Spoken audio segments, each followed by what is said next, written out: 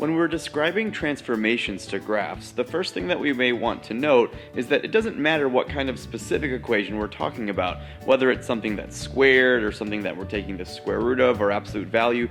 The effects of these variables, these numbers, will be the same no matter what kind of function we're dealing with. So take a look at everything in the top row. Everything in the top row deals with numbers being added or subtracted to our parent functions. Those will have the effect of translating or sliding our graphs.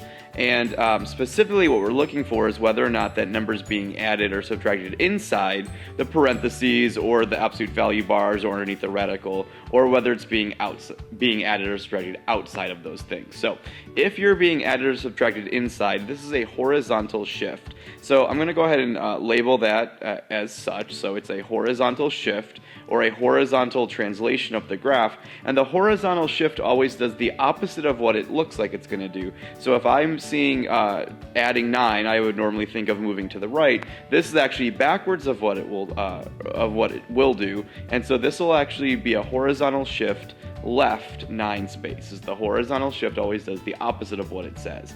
If the number's being added outside of the parentheses or the absolute value bars or whatever, it's going to be a vertical shift. So this will actually shift the graph up or down, and if it's added outside like this one, the vertical shift always does what it says it's supposed to do. So this will shift the graph up 9 spaces. Every single point on that graph will be shifted up 9 spaces. Next up, we have 2 of them. There's 1. Notice it's underneath the radical, so that'll affect the x. It'll be a horizontal shift, and it does the opposite of what it says. So once again, this will be a shift to the left. Specifically, it's going to be shifted left 3 spaces. And then finally, this number here at the end is outside of the radical, so that will be our vertical shift, and it does what it says it's going to do, so that will shift the graph down 2 spaces, my vertical shift. Okay?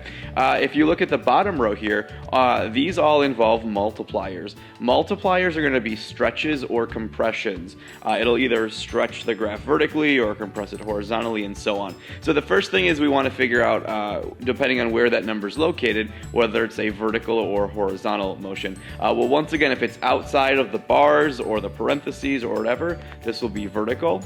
And the vertical always does what it says it's going to do. So that 4 is going to multiply everything, so the graph is going to be stretched 4 times as tall as the normal graph would be. So I'm going to say that this is a vertical stretch, and then more specifically, this is a vertical stretch by a factor of 4. Alright, so I'll just make a note of that, by a factor of 4, by a factor of 4. So the graph is going to be 4 times as tall as the original. And then lastly on this screen, I've got a very similar looking equation, a very similar function, but notice this number this time is inside of the absolute value bars or parentheses or whatever. This will always be horizontal if it's grouped in there with the x. So this is a horizontal stretch or compression. However, just like with our horizontal translations, this lies to us. So rather than stretching the graph 4 times, this actually compresses the graph down. It does the opposite of what you might think. So it's a horizontal compression. And again, we want to note by a factor of whatever. It's by a factor of not 4 this time, but because we're doing sort of opposite, in this case, since we're multiplying, opposite is really more like the reciprocal. So I'm doing a horizontal compression by a factor of a 4th. This will be scrunched down sideways, horizontally, so that it's only a 4th as big as the original parent function. And then as soon as we start to throw negatives into the mix, these negative signs will have the effect of reflecting our graph. And once again, it'll depend on whether the negative is inside or outside of your parentheses or absolute value bars or radical or what have you. Anything else would still affect the graph in the same way. So for example, that 1/2 that's being multiplied in front, this will be a vertical compression this time. So I'll just make a note of that. A vertical compression, the vertical things always do what they say they're supposed to do. So a vertical compression by a factor of 1/2. It'll be half as tall as the original. That negative sign being outside of the parentheses or bars or whatever will have the effect of flipping your parabola. And you may recall what these parabolas look like if you graphed these before. My parent function parabola might look something like this, but a negative sign out front would flip the parabola upside down. So a negative sign out front, we're going to make a note of it's a reflection, but then specifically, a negative sign out front like that will be a reflection over, or sometimes we say a reflection about, the x-axis. It flips it so it's upside down, so to speak. So it's a reflection about the x-axis. Okay?